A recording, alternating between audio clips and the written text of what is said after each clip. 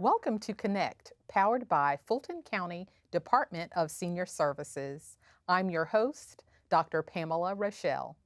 This show connects you to information, services, and programs that support healthy aging. Not only is healthy aging a priority of Fulton County government and the Department of Senior Services, it is the guide by which we provide the most relevant resources to assist our aging population to remain independent, healthy, and active. So, what does healthy aging actually mean? The World Health Organization defines healthy aging as the process of developing and maintaining the functional ability that enables well being in older age. Functional ability is comprised of the mental and physical capability, factors of your environment, and the interaction between them. Your functional ability includes the ability to meet your basic needs, to learn, grow, and make decisions, to be mobile, and to build and maintain relationships, as well as contribute to society. The Department of Senior Services is committed to helping you achieve your personal goals for healthy aging. Today on Connect, you will learn how to achieve your goals on healthy aging through the lens of safety. A fitness expert will provide tips on how to reduce the risk of falling and injuries using balance exercises. Later in the show, we will focus on the environmental aspects of healthy aging and how a leader in law enforcement is increasing safety measures in Fulton County for our seniors. So stay tuned.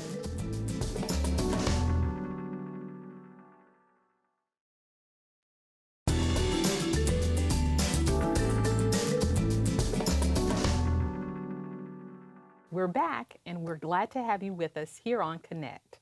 I'm your host, Dr. Pamela Rochelle. The Department of Senior Services manages 4 multi-purpose, interactive senior facilities which serve as focal points in the community. One of the services provided through this program are health and fitness classes. Every quarter, our department measures improvement in physical health as a result of the health and fitness program. Research indicates that individuals who pay close attention to their health, physical fitness, and participate in social interaction continue to function at very high levels and experience healthy aging for a very long period of time. With exercise, you can achieve your goals of safe, healthy aging by improving your balance and strength, which can prevent falls. I am excited about this segment because you have a chance to participate in today's show. Joining us in the studio is certified fitness instructor Jennifer Jones with the Department of Senior Services and Ms. Debineau, a participant at the Dorothy C. Benson facility. Ms. Jones and Ms. Debineau, thank you so much for joining us today. Thank you for having us. I am so excited about this segment because I always hear, how can I maintain my balance, remain healthy and safe? And you are a certified fitness instructor. Tell us how and why safety and stability are so important as we grow older. Well, Dr. Rochelle, the stats speaks for themselves. The CDC says that 1/3 of people over 65 will fall every year. And of those that fall, 20% will have a major break, a knee, a hip, shoulder, or something. And within 12 months, the mobility rate or the mortality rate for that is about 50%. So staying safe on our feet is one of the most important things we can do as we age. Falls are the #1 contributor to injuries for the senior population. So you are a certified instructor, and I had no idea there was a such thing as a stability class. So tell us about stability classes. Well, stability class is a class that is specifically designed for skills and drills designed to help us stay safe on our feet. We practice what I call the ABCs. A for agility, B for balance, and C for coordination. Those things combined with strength training, core training, greatly improves balance and allow us to be stable. So that's the goal of the class. We want to reduce the Benson population from being part of that 1/3 that fall every year. That is so important. So you have a participant here with you today from the Dorothy C. Benson Center. So this is one of your This is one of star our students here. Absolutely. And so, Ms. Debino, tell us how you have engaged in the stability classes and how it has personally benefited you. Well, a few years ago, I had a traumatic ankle injury, and I had been taking classes at the Benson Center. If it hadn't been for those classes and getting back into those classes, I probably wouldn't be walking today. It's just increased my flexibility, my mobility, and the great social interaction. It's just been a godsend. So how many days a week are you in classes at Benson? 3 or 4. 3 or 4. Yeah. 3 or 4 classes a week. Yes. And the good thing, Jennifer, is that for our Fulton County residents, these classes are at no charge. The classes are free. And you are one of the instructors there. And what other classes are you teaching? We have a variety of classes on the physical fitness side, from circuit training, which includes cardio and strength and endurance training, chair yoga training, the stability class that I spoke about, flexibility training, which is very important as we age to stay flexible. Those that have some issues, arthritis, very, very helpful class. TheraBand classes designed to increase strength, increase bone density, Tai Chi, combination Tai Chi and yoga class that's called Yoshi-A. So you name it, and we have it. And we also have classes, obviously, aqua and water classes too. So whatever a person's physical needs are, in addition to the social aspect that Diane mentioned, you can find it in our senior centers. Well, I am going to stop talking. I know our viewers can't wait to see these exercises. So I'll take it away, Jennifer. All right, thank you very much. Okay. All right. This is a small demonstration of some of the classes and exercise that are part of our stability training class, just one of the many classes you can have and participate in at our senior centers. All exercise classes, regardless of what the goal is, starts with a warm-up. So I'm going to ask my participants, Judith and Diane, to stand, and we're just going to march in place to get the body warmed up a little bit before we begin our exercises. You always want to warm up the body, oxygenate the body, and get the blood circulating. Now we're going to slow this march to 1, 2, and 1, 2, 3. 1, 2, 1, 2, 3. Now we're going to raise the hands a little higher. Toy soldiers. Notice as the legs come up, the arms come up, and we're already starting some of our balance practice. Wherever you are in terms of your balance, you can improve. And like most things, improvement comes with practice. And we're going to hold it here. I'm going to take a deep breath in, and we're going to blow it out. Another deep breath in, and blow it out. Maintaining range of motion as we age is very important, especially in the hip flexor area. If we don't do that, we stop lifting our feet high enough and we turn into a shuffle. Shuffling causes us to trip over rocks, over curbs, over ourselves. So we don't want to do that. And hold it here, and we're going to go down for a squat and back up. Please be near your chair. Squat and back up. And now we're going to take it all the way down and have a seat in the chair. These exercises can be done at home. You can practice these yourselves. We're going to do a little exercise here, working with our hip flexors. We're going to raise our right leg up, take it out, and down. Left leg up, take it out, and down. Leg back up, in, and down. Ideally, you would want a chair without arms, but this is fine. You just need to move closer in your chair. So up and out, up, back in. Up, we're stepping into the car and out. Stepping in and out, other leg, out of the bathtub, into the bathtub, out and in. Now, we're going to stand, and we're going to stand over to the side of our chair, the right side. Up and over to the side for some dynamic balance. This is balance exercises that can be done no matter where you're starting. You can continue to hold on to the chair. You can maintain your feet on the floor, but as you progress, you will want to challenge yourself. So we will start extending our right leg, and we're going to raise it up and back down. You notice that Diane is keeping her hand on the chair. Judith has her hands up, and she's challenging herself. Up, and now we're going to hold it up for 10, 9, 8, 7, 6, 5, 4, 3, 2, and 1. And we would do these on both sides of the chair, equal balance of our legs to do that. Another great balance exercise to practice at home. You do this every day, so you can practice this every day. While you're brushing your teeth in the morning, you have the stink as your stability bar. It's there if you need it. I'm going to ask my participants to start with holding the chair. We're going to lift our inside leg, toothbrush, and if you're ready, take your hand off, and while you're brushing your teeth, you are practicing your balance. Everyone should do this. And we, of course, would do that on the other side. Now we're going to demonstrate an exercise that is both balance, dynamic balance, and also coordination.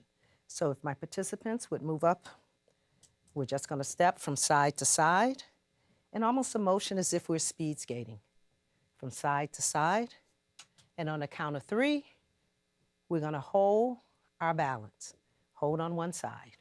1, 2, 3, and hold. And 1, 2, 3, and hold.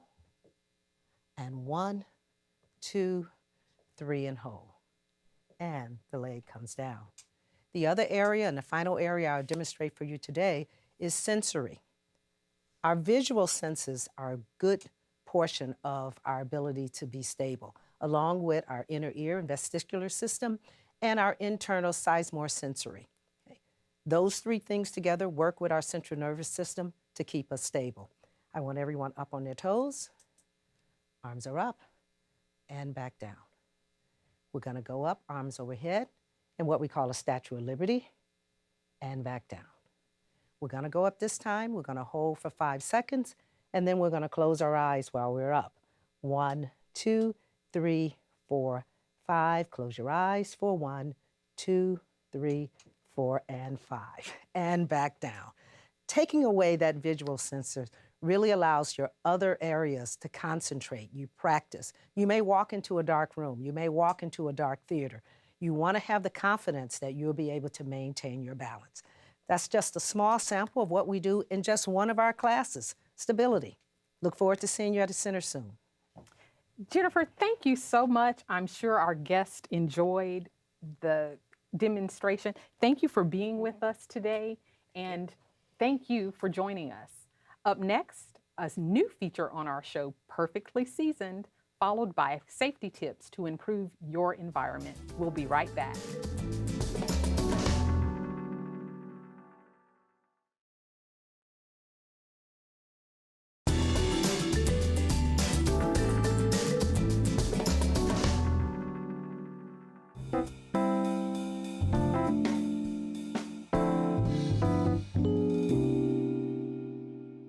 Hi, welcome to Perfectly Seasoned, the cooking segment of the Fulton County Department of Senior Services. Today, we have a great roast chicken and fresh berry salad we want to make for you. It's very simple, it's easy to put together, and it probably has things in it that you can either find right in the grocery store or perhaps what you've got growing in the backyard garden. So we're going to start with some fresh kale. I have here some shredded fresh kale. It comes right in a package. It comes right with some purple cabbage and some fresh grated carrots. Great things to include in a good, healthy way of eating. We're going to begin to add some things to that now.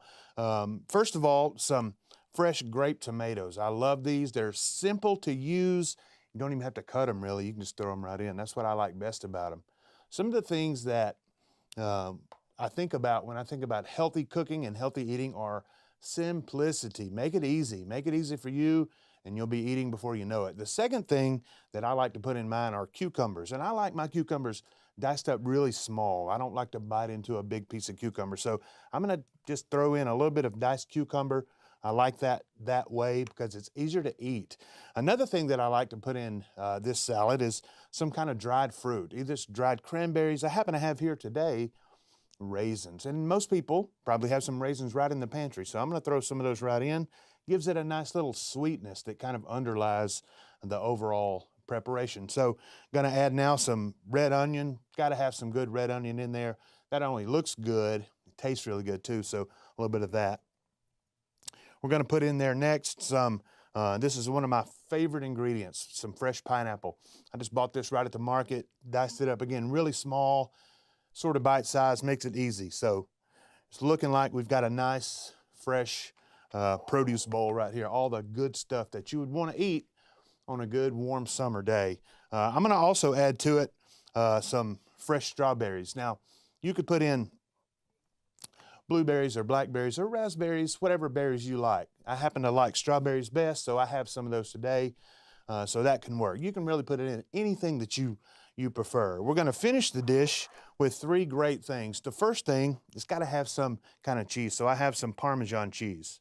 I really like also feta cheese, so whichever one you like, whichever one you have, you can throw that right in there. We're going to also have some roast chicken.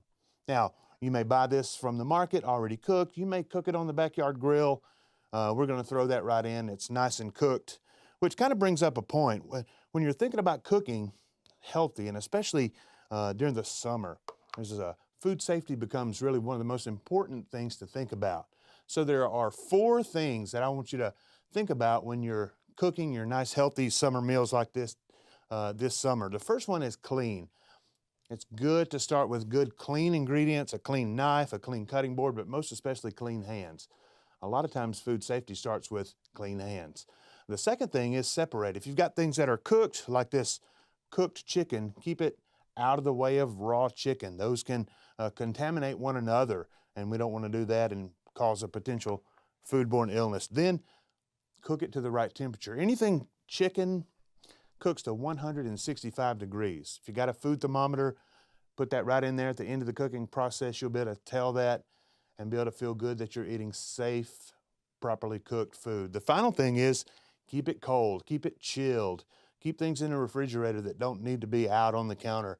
So if you keep things clean, separate, cooked to the proper temperature, and nice and chilled, you'll be eating some delicious but safe food this summer. So we're going to finish this salad with some balsamic vinaigrette.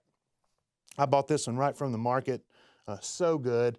And I tell people that some people say, well, shouldn't you make your own salad dressing? I say, well, sure you can, but I'll be eating my salad while you're making your dressing. But that really finished it off really well. Toss that all together. So good, so delicious. So many fresh vegetables. A little roast chicken makes for the perfect backyard summer salad. So I hope you enjoy that. We'll have the recipe posted for you, and we appreciate again bringing you perfectly seasoned from the Fulton County Department of Senior Services.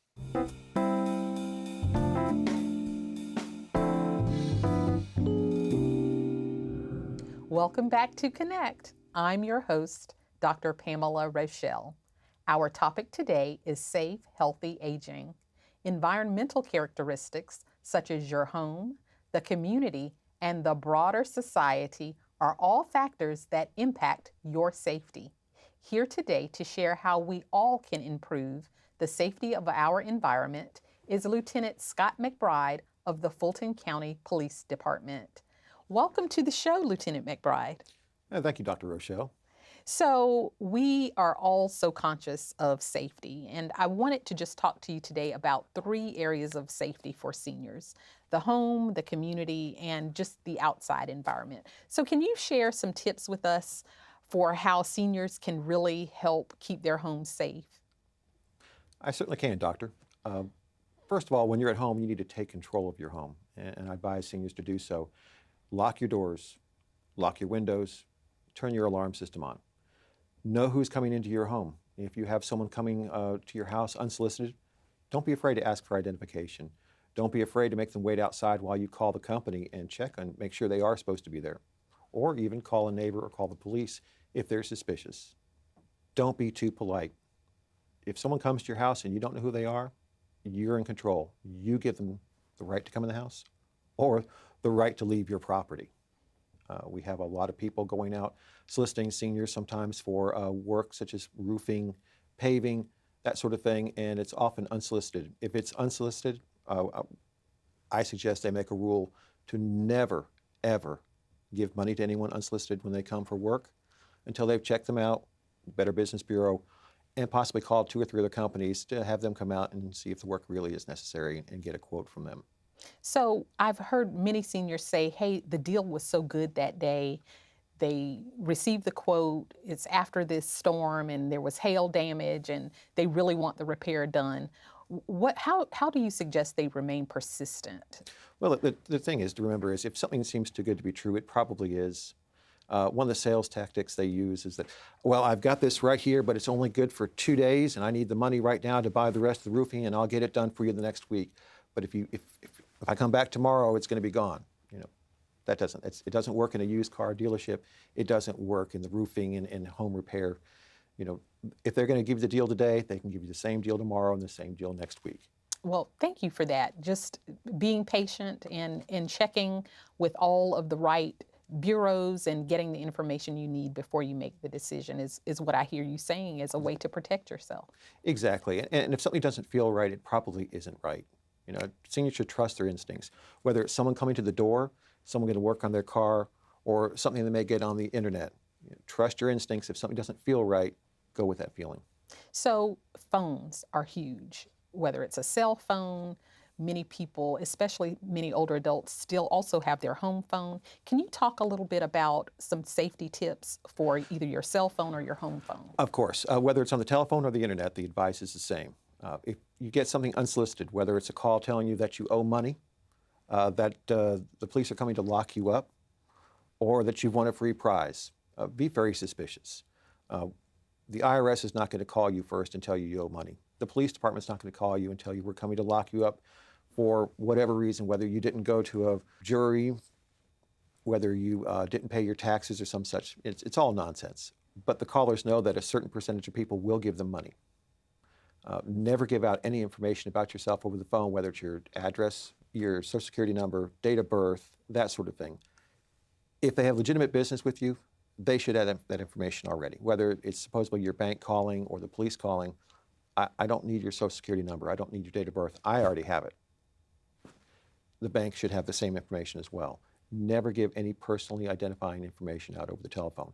Especially never give out any financial information, whether it's your checking account number, your credit card number, your debit card number, or even what bank you use. So those are great tips. I know that many seniors receive those types of calls around tax time. They also receive those types of calls during Medicare enrollment when it's time to sign up for their health insurance. And so what I hear you saying is the people that need to do business with you usually have that information, that personally identifiable information, and you should not be sharing that with anyone over the telephone. And that's correct. And also a new piece of advice I've started giving out is if you don't recognize the number, don't answer the call. Let it go to voicemail. Let the person tell you who they are and what they want, and then you decide when you can call them back after you verify the information. That's a great tip. So finally, outside. We love to enjoy outdoors, either during the day or in the evening. Are there any special tips for outdoor safety? Yes, it's something we call in the police situational awareness. When you get out of your car, you should already know who's alongside you, who's behind you, who's in front of you. Look around. When you're pulling up to the ATM, is there anyone hanging out? Look around in the shrubs. Do you see someone or something that doesn't look right? If you do, drive off. The same thing when you go to park. When you park your car at the shopping center, make sure you park in a space that's not alongside 2 big SUVs that no one can see what's happening from the store when you get out. Make sure you can see, you have a good line of sight at the store. If you can see the store, the people in the store can see you. Pay attention when you park, where you park, especially well-lighted areas. When you get out of the car or you're going to your car, make sure that you pay attention to what's going on around you. You have your keys in your hands, get in the car, lock the door, start up and leave. So keys in hand, lock the door, and keep it moving. That's correct. We've seen a lot of slider crimes in the last few years, especially at the gas stations, where, especially females, but we've had seniors as well, where they're pumping gas. They have the purse in the car on the side by the passenger side. Someone comes over, snatches it up, or worse, gets in the car, starts it up, and drives off while they're still pumping gas. So slider crimes. So making sure we lock our doors as we're pumping gas. We lock that door so your purse won't be taken, or better yet, your car. Right. Well, Always keep your doors locked. Always keep control of your car and your home. thank you so much, Lieutenant McBride, for joining us today.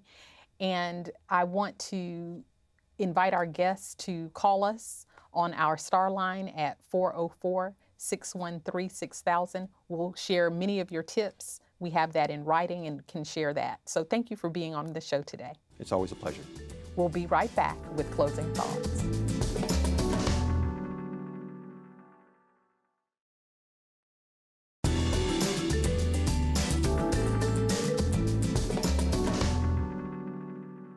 Thank you again for taking time out of your busy schedule to join us.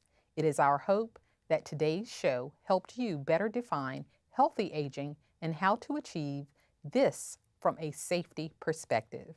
We encourage you to begin using the exercise techniques from our stability classes, shared by fitness instructor Jennifer Jones, and the safety tips offered by Lieutenant Scott McBride. And don't forget today's food safety tips from Nutrition Coordinator Joe Engelbird.